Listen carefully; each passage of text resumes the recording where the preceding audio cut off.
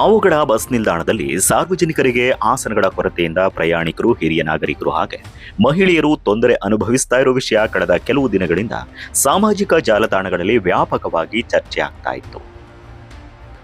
ಆ ಹಿನ್ನೆಲೆಯಲ್ಲಿ ಸ್ವತಂತ್ರ ಅಭ್ಯರ್ಥಿ ಕೆಎಂ ಚೇತನ್ ಬಾಬು ತಮ್ಮ ಸ್ವಂತ ವೆಚ್ಚದಲ್ಲಿ 20 ಆಸನಗಳನ್ನು ಅಳವಡಿಸಿದ್ದಾರೆ. ಪಾವಗಡ ಕ್ಷೇತ್ರಕ್ಕೆ ಆಗಮಿಸಿದ ವೇಳೆ ಸಾರ್ವಜನಿಕರು ಈ ಸಮಸ್ಯೆಯನ್ನ ತಮ್ಮ ಗಮನಕ್ಕೆ ತಂದ ಹಿನ್ನೆಲೆಯಲ್ಲಿ ಈ ಕಾರ್ಯ ಕೈಗೊಂಡಿರುವುದಾಗಿ ಅವರು ತಿಳಿಸಿದ್ದಾರೆ. ಆದರೆ ಈ ಬೆಳವಣಿಗೆಯ ನಡುವೆ ಮತ್ತೊಂದು ಮಾಹಿತಿ ಚರ್ಚೆಗೆ ಗ್ರಾಸವಾಗಿದೆ.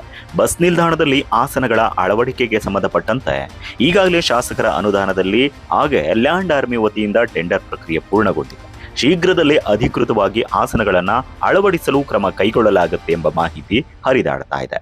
ಈ ವಿಚಾರದ ಸತ್ಯಾಸತ್ಯತೆ ಕುರಿತು ಅಧಿಕೃತ ಸ್ಪಷ್ಟನೆ ಬೇಕಾಗಿದೆ ಅಷ್ಟೇ. ಆಸನಗಳ ಅಳವಡಿಕೆ ಕಾರ್ಯದಲ್ಲಿ ಚೇತನ್ ಬಾಬು ಅವರ ಬೆಂಬಲಿಗರು ಹಾಗೆ ಸ್ನೇಹಿತರು ಭಾಗವಹಿಸಿದ್ರು. ಸಾರ್ವಜನಿಕರಿಗೆ ಮೂಲಭೂತ ಸೌಲಭ್ಯ ಕಲ್ಪಿಸುವ ಉದ್ದೇಶದಿಂದ ಈ ಕೆಲಸ ಮಾಡಲಾಗಿದೆ, ಮುಂದೆಯೂ ಮಾಡುತ್ತೇನೆ ಎಂದು ಅವರು ತಿಳಿಸಿದ್ದಾರೆ.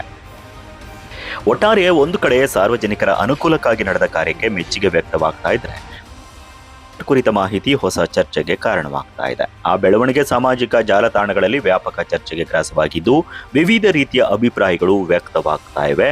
ಒಟ್ಟಾರೆ ಈ ಒಂದು ಕಾರ್ಯಕ್ಕೆ ಶ್ಲಾಘನೆ ವ್ಯಕ್ತವಾಗಿದೆ.